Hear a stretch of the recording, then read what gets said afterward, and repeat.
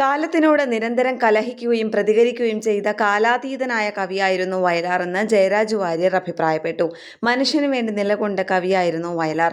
വ്യവസ്ഥാപിത സംവിധാനങ്ങൾക്കെതിരെയുള്ള നിഷേധിയുടെ ശബ്ദമായിരുന്നുവെന്ന് നടനും പ്രഭാഷകനുമായ ജയരാജ് വാര്യർ പറഞ്ഞു. തൃശൂർ ലിറ്റററി ഫോറത്തിന്റെ ആഭിമുഖ്യത്തിൽ കേരളപ്പിറവിയോടനുബന്ധിച്ച് ചെറൂർ സാഹിതിയിൽ സംഘടിപ്പിച്ച എൻ്റെ കേരളം എൻ്റെ മലയാളം പ്രഭാഷണ പരിപാടിയിൽ മുഖ്യപ്രഭാഷണം ചെയ്ത് സംസാരിക്കുകയായിരുന്നു അദ്ദേഹം.